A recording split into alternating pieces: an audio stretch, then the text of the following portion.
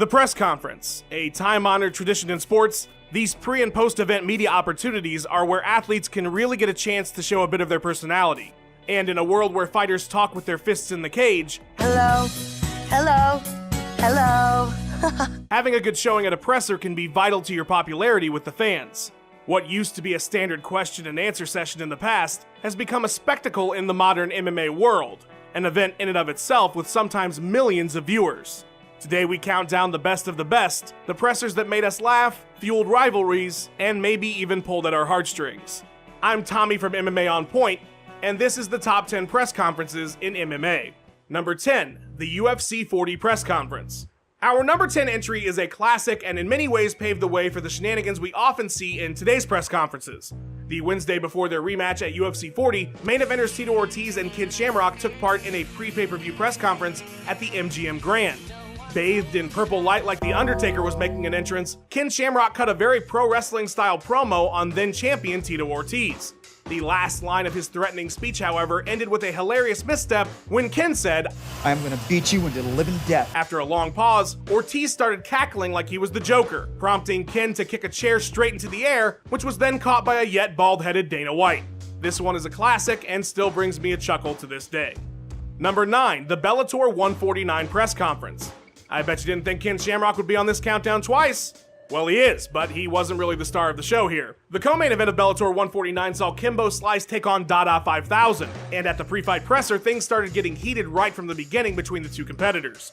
After calming down and finally taking his seat, Kimbo insisted he would wait for questions. However, once Dada 5000 began thanking the press for coming to the event, Kimbo hilariously shouted, "You fool! Shut up, man!" What then ensued was a hilarious and seemingly genuine back and forth between the two fighters for over a minute. The exchange ended in Kimbo standing up and asking to compare the size of his testicles to Dada 5000's quote, baby nuts, while Hoist Gracie smiled awkwardly about a foot away from Kimbo's crotch. This one is guaranteed to give you a laugh and was infinitely better than the event that followed it. Number 8, UFC's The Time Is Now press conference. Press conferences are nothing new to the UFC. But the giant monster three-table press conferences we now know and love, with the main eventers yelling at each other across the room, started in 2014 with The Time Is Now. A Hall of Fame lineup of Anderson Silva, Nick Diaz, John Jones, Daniel Cormier, Ronda Rousey, Conor McGregor, Vitor Belfort, and 7 other main event talents flooded the stage with a spectacle unlike anything we'd ever seen. And while the back and forths were tame compared to later pressers, I like it. and nothing too memorable occurred. No brawls, no chairs thrown, no mink coats. Just the idea that these types of press conferences could happen, and what this one laid the groundwork for, makes it an absolute must for any press conference top 10. Conor was quick-witted and with his trademark bravado during this event, but he didn't leave us with too many quotables in this one. I have a feeling we're going to see him a few times on this list though. Number 7, the UFC 202 press conference. Sometimes press conferences don't even need either main eventer to be there at the same time for more than 5 minutes to be a classic. UFC 202 would see a rematch between Conor McGregor and Nate Diaz, a rivalry that at this point was white hot and arguably the most popular rivalry in MMA history. So naturally, a press conference before the event would draw major attention, and this one delivered in some completely unexpected ways. After Conor showed up notoriously late, a move that he was at this point known for, Nate Diaz decided to play some mind games of his own and walked out with his whole fight team, leaving Conor to yell over the microphone at the departing Diaz. This prompted someone on Team Diaz to throw a bottle, and before we knew what was happening, Conor McGregor is launching full cans of Monster Energy into the auditorium as Dana pleads with him to put the cans down. That is a hell of a way to kick off your fight week. Number 6, the impromptu UFC 196 press conference. When Rafael Dos Anjos pulled out of his scheduled title fight with Conor McGregor less than 2 weeks before the event due to injury, it was less than 24 hours later that we had a new main event in Nate Diaz versus Conor McGregor and an impromptu press conference between the two fighters to build up some hype. After defeating Michael Johnson the previous December and calling out McGregor in a profanity-laced rant that will live on long after MMA no longer exists, "Yeah, Conor McGregor, you're taking everything I work for, I'm gonna fight you."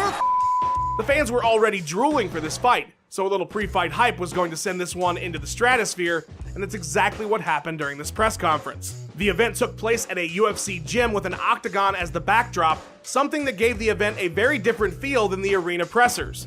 We had seen McGregor verbally decimate literally anyone in the vicinity of his microphone during press conferences in the past, and while Conor got his jabs in as he always does, he makes gun signs with the right hand and animal balloons with the left hand. Nate Diaz was firing right back the entire time. Fuck you. Fuck you, Bell. I don't give a fuck what you say, motherfucker. Leading to a great and heated exchange between the two fighters who simultaneously respected each other but had completely unwavering confidence in their ability to win the fight. The rivalry would live up to the hype and be a peak the UFC has yet to top.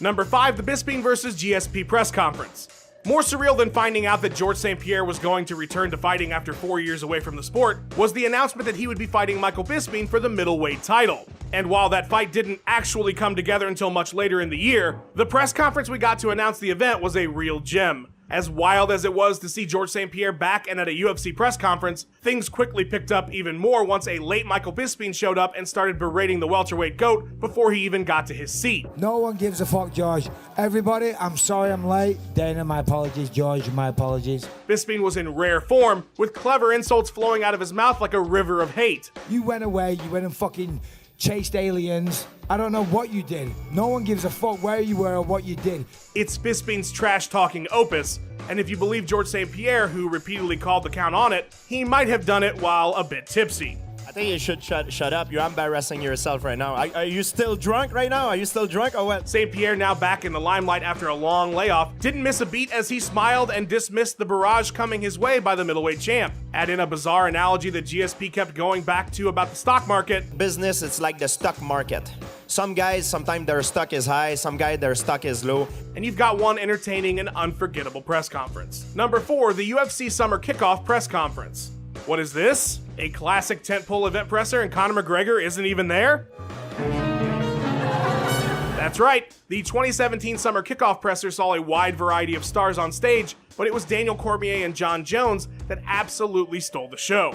The rivalry between the two fighters had been brewing for over 2 years at this point, and while in the past Jones opted to keep his more inappropriate trash talk private, or at least he thought private. Hey, are you still there? Jones had fully embraced his heel persona at this point, and the two fighters went off on each other. The belt that he has over there, it's an imaginary belt. That belt over there is it's a piece of shit. He's a bitch. He's a bitch. You're hugging Cain Velasquez, crying on his shoulder. I'm the bitch. Is this guy gonna mess this up again by doing steroids or snorting cocaine? I beat you after a weekend of cocaine. And prostitutes. The two fighters absolutely took the presser nearly completely for themselves. Minus, of course, a fist fight that broke out between Michael Chiesa and Kevin Lee. You know when a fight breaking out is a footnote that your presser was one for the history books. Number 3, the UFC Go Big press conference. Having captured the interim title just 2 months earlier and now awaiting his chance at Jose Aldo, Conor McGregor strutted into the Go Big press conference as a larger-than-life figure who had taken over the sport as its top draw. And with hungry contenders at featherweight and lightweight literally surrounding his position at the front table, this conference was truly Conor versus the world, and the Notorious One was firing on all cylinders. Whether taking a shot at Cowboy Cerrone and the lightweight division, I have my eye on that 155 division, and I see them all stuck in the mud in there. So Conor, we'll see over time. But guess what? Have I been wrong yet? Have I been wrong yet? or calling the featherweight division dead once he beats Aldo and predicting his move to the top of the 155-pound division, this entire presser is the Conor McGregor show. Its most memorable moment being when Conor told Rafael dos Anjos that fighting him would change his bum life. Ring back home, you ring your wife. Baby, we done it. We're rich, baby. Conor McGregor made us rich. Break out the red panties. Conor McGregor made it clear at this press conference that anyone, regardless of weight class or titles, would take a fight with him because he is his own belt, his own top prize. A sentiment that remains true to this day. Number 2, the UFC 205 press conference. The UFC had been fighting to get into New York for as long as anybody could remember. You have two nearly naked hot men rolling around on top of one another, trying to dominate each other. And just in case you don't know, that's gay porn with a different ending. And after a historic vote allowing MMA in the Empire State, The UFC stacked up one of the best cards of all time on paper in UFC 205, and the big tentpole press conference for that event delivered in so many ways. Conor McGregor was at this point the featherweight champion, going for his second title against Eddie Alvarez at lightweight, and the crowd ate up everything he said. Shut your fucking mouth. McGregor predicted that he would be a two-weight world champion and that the UFC would need an army to take his belts. During a more heated exchange between Alvarez and McGregor, Stephen Thompson hilariously moved the Monster Energy cans away from McGregor's seat so as to avoid another UFC 202 incident. The crowd was electric, the energy in the building was awesome. This press conference made the UFC seem larger than life, like the biggest event in the biggest town. And of course, we can't talk about this presser without mentioning poor Jeremy Stephens and his ill-fated attempt at talking trash to McGregor. Who do you think would give you the hardest fight out of anybody on stage? Right here, the hardest hitting 145 pound, the real hardest hitting 145er right here. This guy TKOs people. When I knock people out, they don't fucking move. They're not, who the fuck is that guy? Who the fuck is that? The crowd laughed, the fighters laughed. Stephens looked like he died a little bit inside. What a presser. And number one, the UFC 207 post-fight press conference. Not all pressers are fight hype and bottle throwing. Sometimes we get real insight into a fighter and what it's like to make your living in a brutal and unforgiving sport. After going unbeaten for nearly a decade and coming back from 2 career-ending injuries, Dominick Cruz had cemented his place as an all-time great in the sport, heading into his bout with rival Cody Garbrandt at UFC 207. A fight that went the distance and saw a unanimous decision win for the Team Alpha Male fighter. At the post-fight press conference, sporting sunglasses and refusing to sit down, Cruz gave an emotional and very honest assessment of the fight, his career, and life in general. A press conference that is equal parts inspiring and heartbreaking, watching an all-time great handle a loss like a true champ while giving incredible insight into the fight game is not something anyone would have expected literally hours after the most devastating loss of their career. Yet there Dominick Cruz stood in one of the realest sports moments you'll ever see. This is a game where if you don't have people that dislike you, then you don't know what it feels like to be liked. And I've definitely had a lot of dislike thrown at me in this game.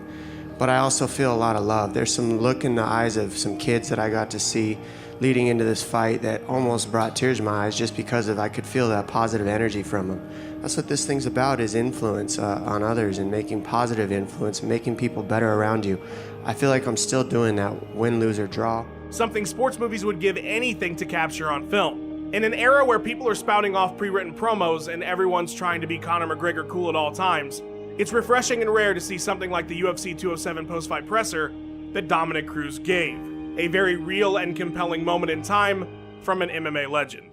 Hey guys, hope you enjoyed that video. Don't forget to like and subscribe. I'm the creator of Tommy Toehold. You probably don't recognize my voice, but maybe you do when I talk like this. Head over to my YouTube channel at Tommy Toehold for terrible MMA cartoon comedy. Or if you want to hear more of my regular person voice and my thoughts on MMA, check out my podcast, Bushido Talk, on iTunes and SoundCloud. Later, fight fans!